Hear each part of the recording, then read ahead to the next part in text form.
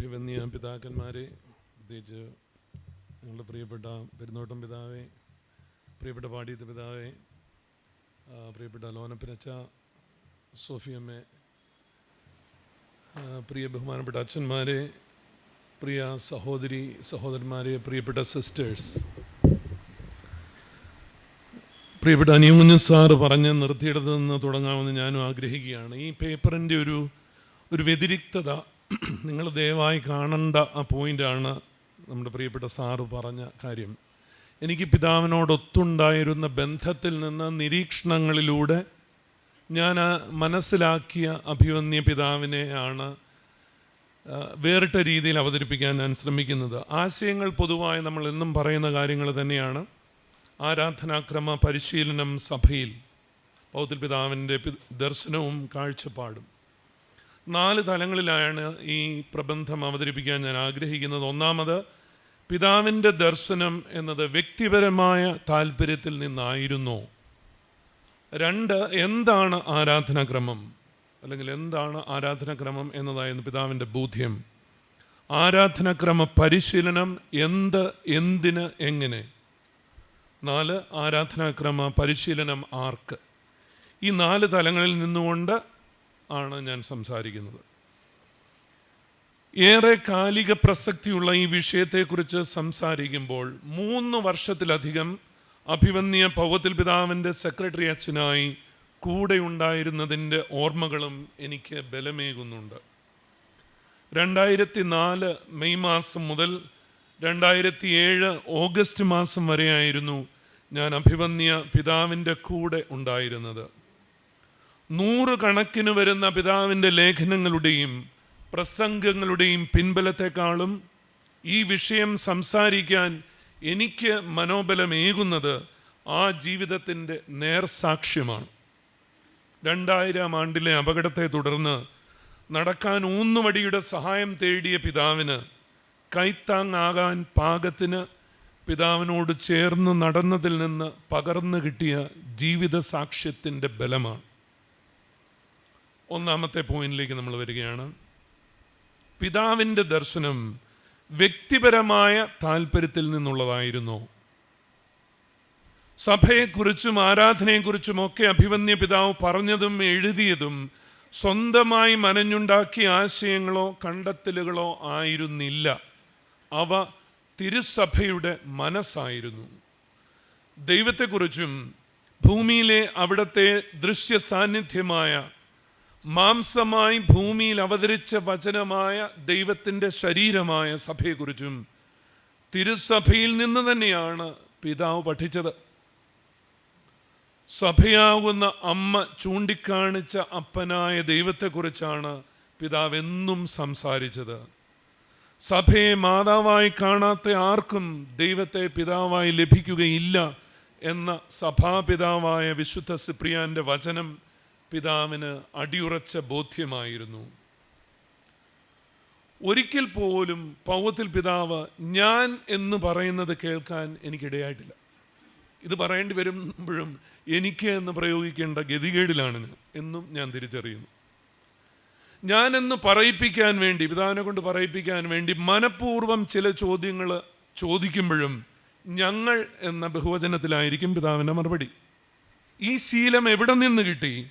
ഇതെങ്ങനെ സാധിക്കുന്നു? വ്യക്തി അവബോധത്തിനും വ്യക്തിപരതയ്ക്കുമൊക്കെ അമിത പ്രാധാന്യം കൽപ്പിക്കുന്ന ഒരു കാലത്ത് ഇങ്ങനെയും മനുഷ്യരോ? വിസ്മയിച്ചിട്ടുണ്ട്. ലിറ്റർജിയിൽ അഹമില്ല എന്നത് പിന്നീട് കണ്ടെത്താനിടയായപ്പോഴാണ് വല്ലാതെ അത്ഭുതം കൂറിയത്. എങ്ങനെയാണ് വ്യക്തിപരമായ വിശ്വാസം ഏറ്റുപറയുന്ന സന്ദർഭമെന്ന് നമ്മൾ കരുതുന്ന നിഖ്യ കോൺസ്റ്റാന്റിനോപ്പിൾ വിശ്വാസ പ്രമാണം പരിശുദ്ധ കുർബാനയിൽ ചൊല്ലുന്നത്? സർവശക്തനും പിതാവുമായ ഏകദൈവത്തിൽ ഞങ്ങൾ വിശ്വസിക്കുന്നു. ഇവിടത്തെ ഞാൻ ഞങ്ങളിൽ ഒന്നു ചേരുകയാണ്. ബെനഡിക്റ്റ് 16 മാർപ്പാപ്പ ജോസഫ് റാറ്റ്സിംഗർ വിശ്വാസ പ്രഖ്യാപനത്തിലെ ഈ താതാത്മ്യപ്പെടലിനെ, ഞാനും ഞങ്ങളുമായി ഒന്നു ചേരുന്ന ഈ താതാത്മ്യപ്പെടലിനെ മനോഹരമായി വിശദീകരിക്കുന്നുണ്ട് തൻ്റെ ക്രിസ്തുമതത്തിനൊരു ആമുഖം എന്ന ഗ്രന്ഥത്തിൽ. വിശ്വാസികളുടെ കൂട്ടായ്മയായ സഭയോട് താതാത്മ്യപ്പെട്ട കറകളഞ്ഞ വിശ്വാസത്തിൻ്റെ ഈ മനസ്സാണ് കിഴക്കിൻ്റെ റാറ്റ്സിംഗർ എന്ന് ഞാൻ വിശേഷിപ്പിക്കാൻ ആഗ്രഹിക്കുന്ന അഭിവന്യ പൗവത്തിൽ പിതാവിനെ ജീവിതത്തിൽ ഉടനീളം നയിച്ചത്. പിതാവിൻ്റെ തന്നെ വാക്കുകളിൽ,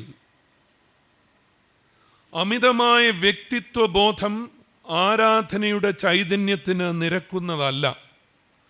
തൻ്റെ വിചാരങ്ങൾക്കും വികാരങ്ങൾക്കും മാത്രം പ്രാധാന്യം കൊടുക്കുന്ന ഒരാൾക്കും സഭയുടെ വികാരങ്ങളും വിചാരങ്ങളും വേണ്ട വിധം ഉൾക്കൊള്ളാൻ കഴിയുകയില്ല.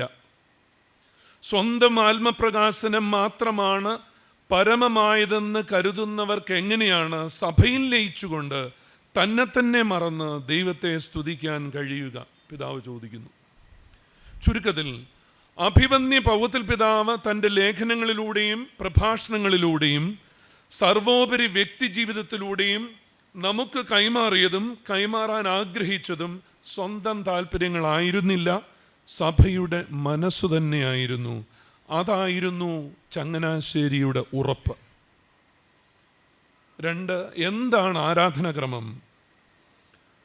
രണ്ടാം വത്തിക്കാൻ കൗൺസിൽ ആരംഭിക്കുന്നതിന്, അത് 1962 ഒക്ടോബർ 11 ഔദ്യോഗികമായി ഉദ്ഘാടനം ചെയ്യപ്പെട്ടതെന്ന് നമുക്കറിയാം.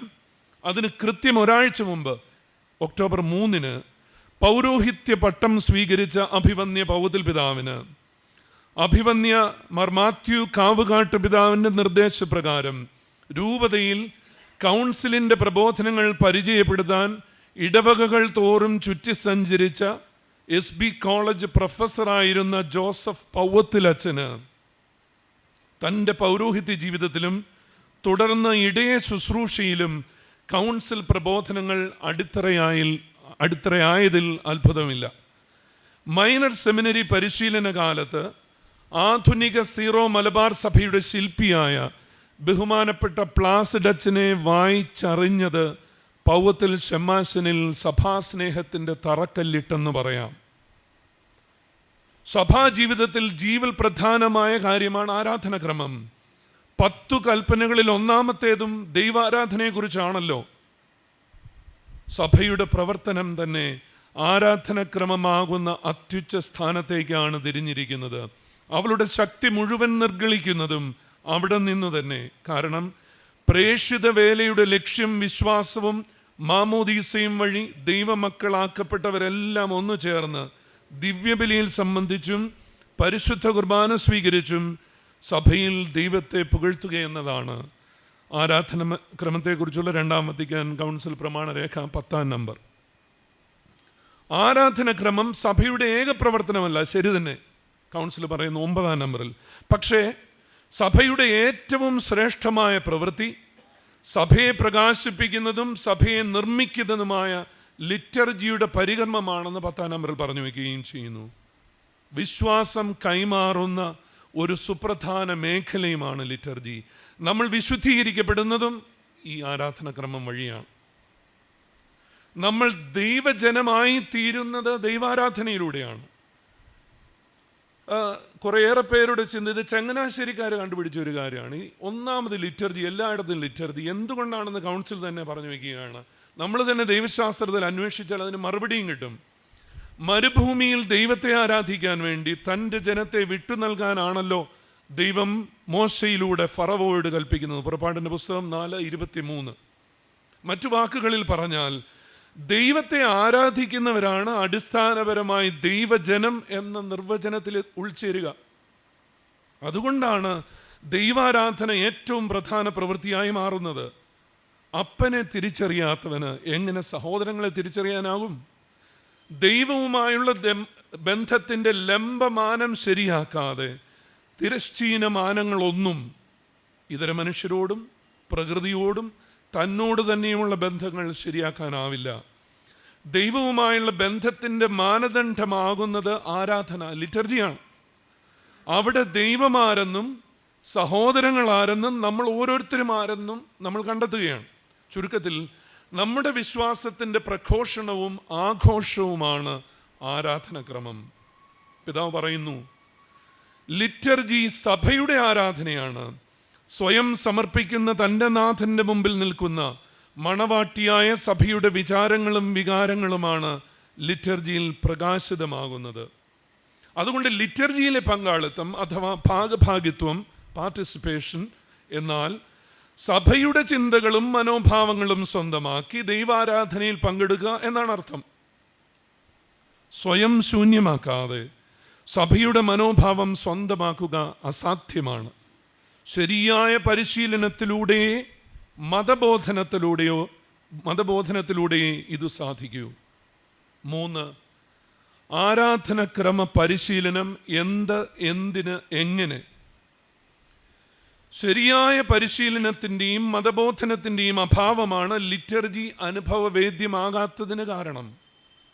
സമയദൈർഘ്യത്തെ പറ്റിയുള്ള പരാതികളും മറ്റും ഇവിടെ നിന്നാണ് ഉത്ഭവിക്കുക. പിതാവ് പറയുന്നു, ഭൗതികമായ നേട്ടങ്ങൾക്ക് വേണ്ടി ഉള്ളതല്ല പ്രാർത്ഥന.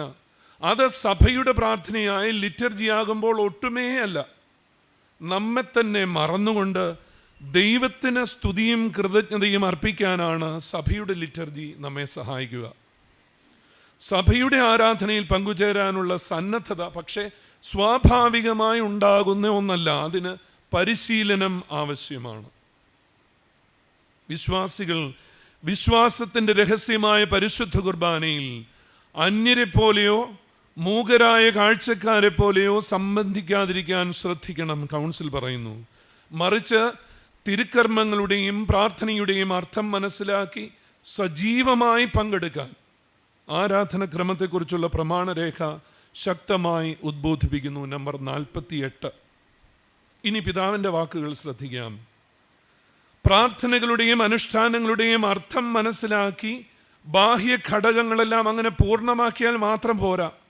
സഭയുടെ നിലപാടും മനോഭാവവും കൂടി വിശ്വാസികൾ സ്വായത്തമാക്കണം. ഇതിനാണ് മതബോധനം അഥവാ പരിശീലനം സഹായിക്കുന്നത്.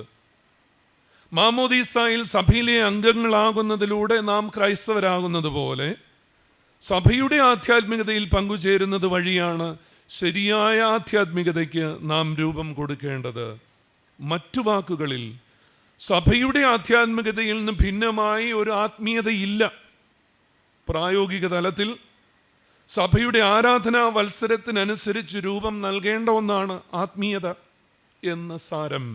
ഉദാഹരണത്തിന്, നമ്മുടെ അതിരൂപതയിൽ ചെയ്യുന്നത് പോലെ ആരാധനാ വത്സരത്തിനനുസൃതമായി ഭക്താനുഷ്ഠാനങ്ങളും ഉപവിപ്രവർത്തികളും ഇതര ശുശ്രൂഷകളുമെല്ലാം ക്രമീകരിക്കുന്ന രീതി, അതത് ദിവസത്തെ വചനഭാഗം അന്ന് മുഴുവൻ ധ്യാനിക്കുകയും അവസരം കിട്ടുമ്പോഴൊക്കെ ആരാധനാ വത്സര ചൈതന്യത്തോട് ചേരുന്ന രീതിയിൽ ആ വചനം പങ്കുവയ്ക്കുകയും ചെയ്യുന്ന രീതി, ഇതൊക്കെയാണ് ക്രിസ്തീയ ആത്മീയതയുടെ അടിസ്ഥാനമാവേണ്ടത്.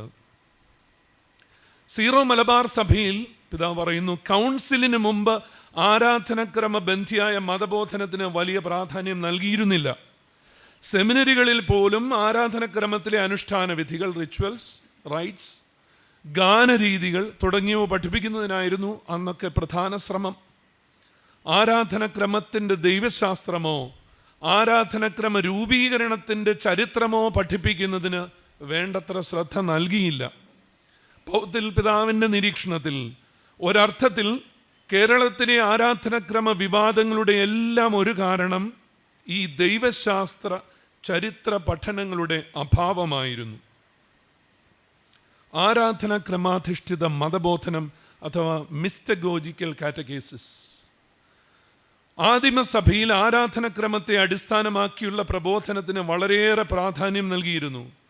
കൂദാശകളെ, പ്രത്യേകിച്ച് മാമോദീസയെയും പരിശുദ്ധ കുർബാനയെയും അടിസ്ഥാനമാക്കിയുള്ള പ്രബോധനമാണ് പിതാക്കന്മാർ നൽകിയിരുന്നത്. പല ഘട്ടങ്ങളിലായിട്ടായിരുന്നു ഈ ബോധനം.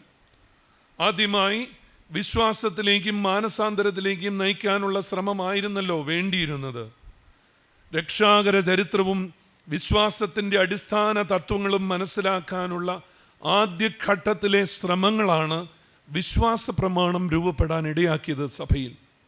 ഈ തത്വങ്ങളിൽ വിശ്വസിക്കുമെന്ന് ബോധ്യപ്പെടുന്നവരെ ജ്ഞാനസ്നാനാർത്ഥികളായി സ്വീകരിച്ച് അവർക്ക് പിതാക്കന്മാരുടെ പ്രസംഗങ്ങളെയും മറ്റും അടിസ്ഥാനമാക്കിയുള്ള ബോധനം നൽകിയിരുന്നു. മിക്കയിടങ്ങളിലും ഉയിർപ്പിന് മുമ്പുള്ള ആഴ്ചകളിലായിരുന്നു ഈ ബോധനം നൽകിയിരുന്നത്. ഈ സ്നാനാർത്ഥികളുടെ സംഘത്തെ കാറ്റക്കുമിനേറ്റ് എന്നാണ് വിളിച്ചിരുന്നത്. പരിശുദ്ധ കുർബാനയുടെ വചന ശുശ്രൂഷയിൽ അവർ പങ്കെടുത്തിരുന്നു എന്ന് ചരിത്രം പറയുന്നു. ഇത് സഭാജീവിതത്തിനുള്ള ഒരു പരിശീലന ഘട്ടമായിരുന്നു. പിന്നീട് അവരുടെ വിശ്വാസവും ആത്മാർത്ഥതയും വിലയിരുത്തിയതിനു ശേഷമാണ് അവർക്ക് സഭാപ്രവേശക കൂദാശകൾ, മാമോദീസ, തൈലാഭിഷേകം, പരിശുദ്ധ കുർബാന ഇതൊക്കെ നൽകിയിരുന്നത്. ഇത് വളരെയേറെ ആഘോഷപൂർവ്വം നടത്തിയിരുന്നു. ഒരു പുതുജീവിതത്തിലേക്ക് പ്രവേശിക്കുകയാണെന്നുള്ള ധാരണ ലഭിക്കാൻ ഈ ആഘോഷങ്ങൾ അവരെ സഹായിക്കുകയും ചെയ്തു. സഭാപ്രവേശനത്തിന് ശേഷമാണ് ആരാധനക്രമത്തെ വിശദീകരിച്ചുകൊണ്ടുള്ള ദീർഘമായ പ്രബോധനങ്ങൾ അന്ന് നൽകിയിരുന്നത്. പുതിയ സഭാംഗങ്ങൾക്ക് അവർ സ്വീകരിച്ച കൂദാശകളെക്കുറിച്ചുള്ള ആഴമായ അവബോധമുണ്ടാക്കാനാണ് ഈ പ്രബോധനം മിസ്റ്റഗോജിക്കൽ കാറ്റഗീസിസ് സഹായിച്ചത്. ഉയിർപ്പ് തിരുനാളിന് ശേഷം ഒരാഴ്ചത്തേക്ക് ദിവസവും പള്ളിയിൽ സഭയിലെ നവാഗതർ വരികയും കർമ്മങ്ങളിൽ പങ്കുചേരുകയും ചെയ്യുന്നതിനോടൊപ്പമാണ് കൂദാശകളെക്കുറിച്ചുള്ള ബോധനം പലയിടങ്ങളിലും നൽകിയിരുന്നത്. കൂദാശകളെക്കുറിച്ചുള്ള ആധ്യാത്മികവും ദൈവശാസ്ത്രപരവുമായ അറിവ് നൽകുക, അടയാളങ്ങളുടെയും അനുഷ്ഠാനങ്ങളുടെയും അർത്ഥവും പ്രാധാന്യവും വ്യക്തമാക്കുക തുടങ്ങിയവയായിരുന്നു ഈ പ്രബോധനത്തിൻ്റെ ലക്ഷ്യം. നവാഗതർ സ്വീകരിച്ച കൂദാശകളുടെ പൊരുൾ മനസ്സിലാക്കി അവയിൽ അവരുടെ ഗാഠമായ പങ്കാളിത്തം ഉറപ്പാക്കുവാൻ ഈ പ്രബോധനം വളരെ സഹായകമായിരുന്നു. ആദ്യത്തെ 4-5 നൂറ്റാണ്ടുകൾക്ക് ശേഷം ഇത്തരത്തിൽ ആരാധനാക്രമാധിഷ്ഠിതമായ ബോധനം നൽകുന്ന രീതി കുറഞ്ഞു വന്നു. കുട്ടികൾക്ക് മാമോദീസ നൽകുന്ന രീതി വർദ്ധിച്ചു വന്നപ്പോൾ കാറ്റഗുമിനേറ്റ് സംവിധാനത്തിന് വലിയ പ്രസക്തിയില്ലാതെയായി.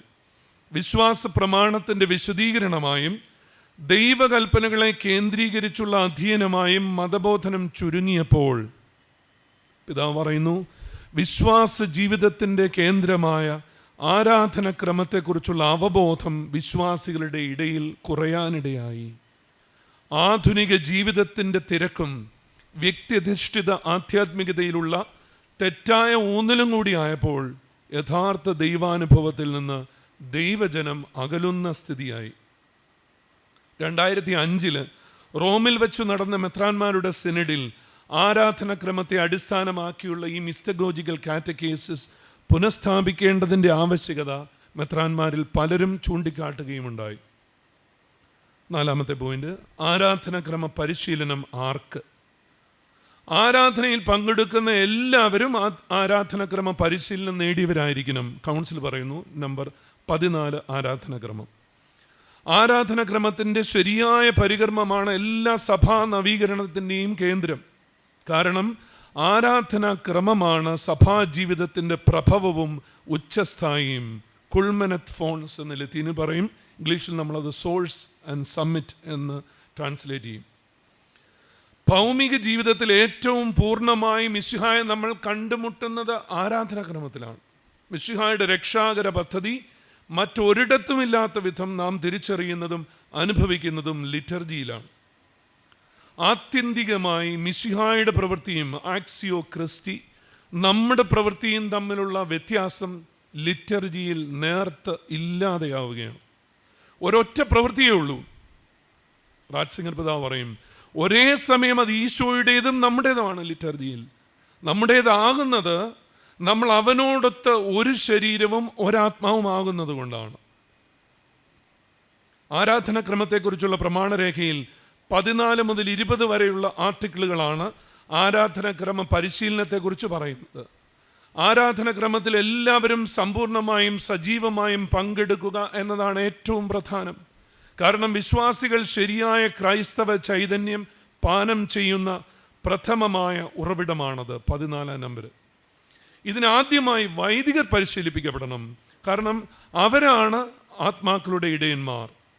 വൈദികരുടെ ജീവിതം മുഴുവനിലേക്ക് ആരാധനാക്രമത്തിൻ്റെ ചൈതന്യം പടർന്നു പന്തലിക്കണം. ഇത് തിരിച്ചറിഞ്ഞ അഭിവന്യ പൗതിൽ പിതാവ് വൈദികരുടെ തുടർ പരിശീലനത്തിന് ഓൺഗോയിങ് ഫോർമേഷന് സംവിധാനം ഒരുക്കി. മാർപ്പാപ്പമാരുടെ കാലാകാലങ്ങളിലുള്ള പ്രബോധനങ്ങളെക്കുറിച്ചും ദൈവശാസ്ത്ര വിഷയങ്ങളെക്കുറിച്ചും ധാരാളം പഠന ശിബിരങ്ങൾ പിതാവ് ക്രമീകരിച്ചു. ദൈവശാസ്ത്ര വിഷയങ്ങളിലെ ആനുകാലിക വായനയാൽ സമ്പന്നമായിരുന്നു പിതാവിൻ്റെ പ്രസംഗങ്ങൾ. ധിഷണാശാലിയായിരുന്ന പിതാവ് വലിയ ദൈവശാസ്ത്ര വിഷയങ്ങൾ ലളിതമായി അവതരിപ്പിച്ചിരുന്നത് അനേകർക്ക് സഹായകമായി. ആരാധന ക്രമ പരിശീലനം എന്നത് ക്രമീകൃതമായ നിർദ്ദേശങ്ങൾ മാത്രമല്ല, അറിവ് പ്രവൃത്തിയിലേക്ക് നയിക്കണം. ആരാധനാ പരിശീലനം ആരാധനയുടെ ആഘോഷത്തിൽ എത്തി നിൽക്കണം. സെമിനറികളിലും സന്യാസ ഭവനങ്ങളിലും പഠിപ്പിക്കാൻ നിയുക്തരാകുന്നവർ ശരിയായ ആരാധനക്രമ പരിശീലനം നേടേണ്ടതുണ്ട്. ആരാധനക്രമം നമ്പർ 15.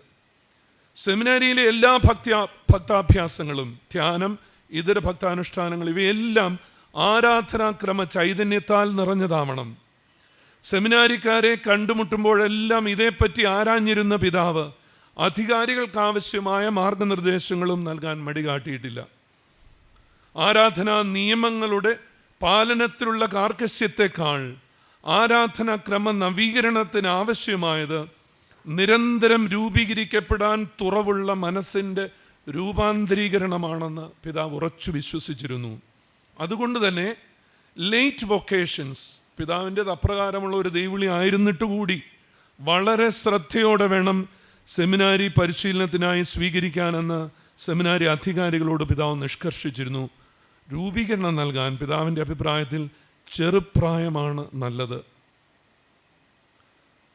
യഥാർത്ഥമായ ആരാധനാക്രമ ചൈതന്യം സ്വായത്തമാക്കാൻ വിശ്വാസികളെ പരിശീലിപ്പിക്കുന്നതിന് പ്രഥമ പ്രാധാന്യം നൽകുന്നില്ലെങ്കിൽ ആരാധനാക്രമ നവീകരണം വൃഥാവിലാവുകയുള്ളൂ. രണ്ടാം വത്തിക്കാൻ കൗൺസിലിൽ ദൈവശാസ്ത്ര ഉപദേഷ്ടാവായിരുന്ന കപ്പുച്ചിൻ സഭാംഗം വില്യം ബ്രൗണ പറയുന്നത് ശ്രദ്ധിക്കുക. തിരക്കിട്ട് ഭക്തിയില്ലാതെ തങ്ങളുടെ ആത്മീയ ജീവിതത്തിനും ശുശ്രൂഷയ്ക്കും താങ്ങായി വേണ്ട ജീവശക്തി അതിൽ നിന്ന് ലഭിക്കുമെന്ന അവബോധമില്ലാതെ ഇന്ന് തങ്ങളുടെ യാമപ്രാർത്ഥന ചൊല്ലുന്നവർ, സഭ യാമപ്രാർത്ഥനകൾ പരിഷ്കരിച്ചാലും അതിൽ മാതൃഭാഷയുടെ ഉപയോഗം അനുവദിച്ചാലും, പ്രത്യേകിച്ച് ലത്തീൻ കോണ്ടക്സ്റ്റിൽ നിന്നാണ് അദ്ദേഹം അത് പറഞ്ഞത്, ചൊല്ലുന്നതിനുള്ള സമയം അരമണിക്കൂറായി കുറച്ചാലും നാളെയും അതേ മനോഭാവം തുടരും. വൈദികർ ആരാധനാക്രമ ചൈതന്യം ഉൾക്കൊണ്ട് ജനത്തിനത് വിശദീകരിച്ചു നൽകുന്നില്ലെങ്കിൽ ലോകത്തിൻ്റെ സുവിശേഷവൽക്കരണത്തിന് ആരാധനാക്രമ നവീകരണം ഒരു പ്രയോജനവും ചെയ്യില്ല. വൈദികർ ആരാധനാക്രമം പരികർമ്മം ചെയ്യുന്ന വിധവും വിശുദ്ധിയെക്കുറിച്ചുള്ള അവരുടെ അവബോധവും ആരാധനയിലെ വൈദികരുടെ ശാരീരിക നിലപാടും എല്ലാം ദൈവജനത്തെ പ്രബോധനത്തെക്കാൾ ഉപരി സ്വാധീനിക്കും എന്നോർമ്മിക്കുക. അഭിവന്യ പൗവത്തിൽ പിതാവ് അപകടത്തിന് ശേഷമുണ്ടായ ശാരീരിക ബുദ്ധിമുട്ടുകൾക്കിടയിലും ഊന്നുവടിയുമായി ദൈവാലയത്തിൽ പ്രവേശിച്ച ശേഷം കുമ്പിടുന്ന കാഴ്ച അതീവം ഹൃദ്യമായിരുന്നു. ദൈവസന്നിധിയിൽ താണു വണങ്ങുന്ന പിതാവിൻ്റെ ചിത്രം വിശുദ്ധിയുടെ മുമ്പിൽ മനുഷ്യനുണ്ടാകേണ്ട അവബോധത്തെക്കുറിച്ച്, സെൻസ് ഓഫ് ദ സീക്രഡ്, പിതാവ് എഴുതിയ ലേഖനങ്ങളെക്കാളും പിതാവ് നടത്തിയിട്ടുള്ള പ്രഭാഷണങ്ങളെക്കാളും മിഴിവാർന്നതായി എനിക്കെന്നും അനുഭവപ്പെടുമായിരുന്നു. പിതാവ് വ്യക്തികൾക്ക് നൽകുന്ന സ്നേഹവും ബഹുമാനവും എല്ലാം നമ്മുടെ പ്രിയപ്പെട്ട അഭിവന്യ പെരുന്തോട്ടം പിതാവിനും ഏറെ നേരിട്ട് അനുഭവിക്കാൻ കഴിഞ്ഞു എന്നതാണ് ഞാനും മനസ്സിലാക്കിയിട്ടുള്ള വസ്തുത. ദൈവത്തെ മാനിക്കാൻ പഠിച്ചവനെ മനുഷ്യനും അവൻ അർഹിക്കുന്ന ബഹുമാനം നൽകാനാവും. വൈദികർ ശ്രദ്ധിക്കേണ്ട മറ്റൊരു കാര്യം ആർസ് സെലിബ്രാന്തി, ആർട്ട് ഓഫ് സെലിബ്രേഷൻ, ആഘോഷത്തിൻ്റെ ലാവണ്യം എന്ന് ട്രാൻസ്ലേറ്റ് ചെയ്യാൻ ഞാൻ ഇഷ്ടപ്പെടുന്നു. അതാണെന്ന് എനിക്ക് തോന്നുന്നു. പരിശുദ്ധ കുർബാനയോട് ബന്ധപ്പെട്ട എല്ലാം ഏറ്റവും സുന്ദരമായിരിക്കണം. ബെനഡിക്റ്റ് മാർപ്പാപ്പ സാക്രമെന്തും കാരിത്താത്തിസ് എന്ന സിരിഡാനന്തര പ്രബോധനത്തിൽ 41 നമ്പറിൽ പറയുന്നു. എന്ന നിർബന്ധമാണിത്. സമ്പന്നമായ ആരാധനാക്രമ നിയമങ്ങളോടുള്ള കറതീർന്ന വിശ്വസ്തതയുടെ ഫലമാണത്. ഈ കലയെക്കുറിച്ച് ഏറ്റവും മനോഹരമായി എഴുതിയിട്ടുള്ളത് പരിശുദ്ധ ബെനഡിക്റ്റ് 16 മാർപ്പാപ്പയാവണം. കാർമ്മികനുണ്ടായിരിക്കേണ്ട ആരാധനാക്രമ അവബോധത്തിൽ നിന്ന് ഉയർകൊള്ളുന്നതാണത്. എല്ലാ കലകൾക്കും എന്നതുപോലെ ശരിയായ പരിശീലനം ആവശ്യമായൊരു മേഖലയാണിത്. ആരാധനാക്രമം അതിൻ്റെ സമ്പൂർണതയിലും സൗന്ദര്യത്തിലും പരികർമ്മം ചെയ്യപ്പെടുന്ന സ്ഥലങ്ങളിലെ ആൾക്കൂട്ടങ്ങളെ പഠന വിഷയമാക്കേണ്ടതുണ്ട്. ആരാധനാക്രമത്തെക്കുറിച്ചുള്ള പ്രമാണരേഖയുടെ ആർട്ടിക്കിൾ നമ്പർ 17 വൈദികാർത്ഥികളുടെ ആരാധനാക്രമ പരിശീലനത്തെ സംബന്ധിക്കുന്നതാണ്. സെമിനാരിക്കാരുടെ പിതാവ് എന്നറിയപ്പെടാൻ ആഗ്രഹിച്ച അഭിവന്യ പൗവത്തിൽ പിതാവ് ഇതേക്കുറിച്ച് എത്രത്തോളം ജാഗ്രതയുള്ളവനായിരുന്നെന്ന് പറയേണ്ട കാര്യമില്ലല്ലോ.